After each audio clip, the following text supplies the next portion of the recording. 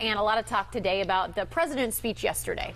Yeah, focus on a couple of things, the revolutions that are happening in the Middle East and Northern Africa, saying that we're going to continue to support basically the uprisings to the tune of billions of dollars for Egypt and now Tunisia, which I guess is the next hot spot. It's kind of hard to keep track of all the places like dominoes. Right. Now, immediately following that speech, Rush Limbaugh got on the internet and the airwaves, and he said a few things. Thoughts on his speech, which we have pulled up here on the laptop. He's basically saying that the Arab Spring is an uprising of Middle Eastern nations against Israel, and they aided and abetted by President Barack Obama of the United States of America. So much to talk about this issue. Let's bring Congressman Brian Bilbray in studio right now to talk about this. Good morning to you. Good morning. Okay, where do we begin? Well, let's begin with the graduation. I've got a daughter graduating on Sunday. And she has a job. USD, and she's got a job ready on Monday morning, so she's been struggling through that. So that's all that family thing. Like I said, it's great to get through it. But yeah. I think this, the speech yesterday was sort of interesting. First of all, it was posted like an hour before it happened, and the White House used this as sort of a workup of their tweet program. They're doing a whole new Twitter kind of extensive thing, and so it's kind of interesting to see that. And then it was a 45-minute speech introduced by Hillary, sort of really a drumbeat. So everybody was around saying, "Okay, where is it?"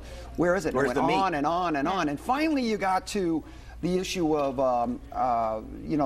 the boundaries of Israel, and then the big one where he has decided, America has decided to give $2 billion to Egypt. And let me just tell you something. The president develops foreign policy, but those of us in Congress still are the ones who write the checks.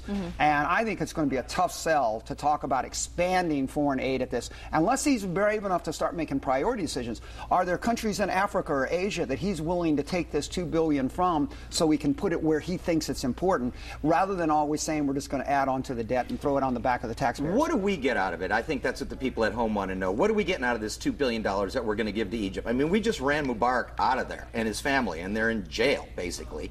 Hospital, but jail. What do we get out of it? Well, I think, Dan, you hit the right point of not only asking it, having the right to ask it, you have a responsibility to ask that. That's the kind of questions we've got to say. Then we've got to say, where do we get in this? Now, we've had the Camp David Accord that we were, by treaty, obligated to some of these obligations. But the president's now talking about doubling that obligation and doing it without an act of Congress right now. He basically has announced it. Now he's going to come over and say, well, I've already promised this, you have to pay for it. And I'm going to tell you, I don't think there's a feeling in Congress across the board, even Democrats are willing to start, continue to give any administration, Republican or Democrat, a blank check on this. I think he's going to have a tough sell because that question needs to be answered. I don't think it can be answered in time to be able to do the budget. And time is running out, of course. Can you talk about the 1967 plan and redrawing borders and what it means for them, but also, again, what it means for us here in San Diego? They're talking about making Israel so skinny that it'll be about the width of San Diego to Tijuana.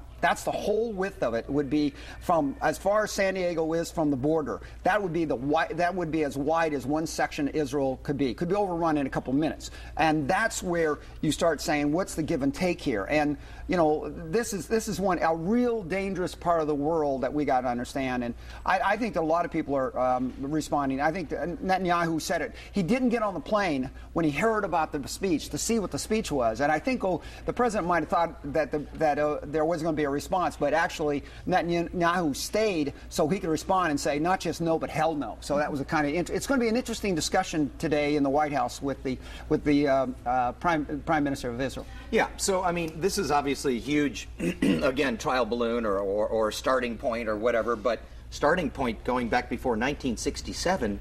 Is really a slap in the face to the Israelis. Well, I think the biggest thing right over it's basically there has always been a concern with this president on this issue, and that's fine. We can talk about that. After all, he is the president of the United States, not the president of Israel. But there is this issue of looking like we're being bullied now to throw Israel under the bus, right. And we've got to avoid that because if we do it to Israel, well, we do it to Australia, we do it to Britain. After 9/11, things really did change there. But I think the real challenge here is how does he sit down with Israel and work this? And will Hamas, who's now part of the Palestinian Authority, are they willing to abandon their call for the destruction and the slaughter of Israel? And that is something we haven't seen. The answer is no. Well, then it's a no game play. You don't sit down at a table with somebody who's talking about killing your children. Yeah. And I guess that's what we get out of Egypt, is they have vowed not to kill Israel or Israel. I mean, that's about the only thing we get out of it. Yeah. And real quick before we go, you just mentioned 9/11. We just found out about these plans to show the plans for the new World Trade Center. People are outraged. I think there's a point where this is getting absolutely outrageous, and I think just as absurd as the way our kids are tweeting and sexing and sending out information that should not be out in the airways. National security says there's some things that you should keep off the airways. And I think we've really got to now learn a discipline in our society that technology makes it our ability to put this information out. But there's some things that should not be blasted out into the ionosphere, and this one of those that should have been done. So this is a real cultural change that we have to adapt to this technology and start being responsible. We look at freedoms all the time, but we don't talk about responsibility. This is a responsibility that looks like it wasn't upheld. It's a different world.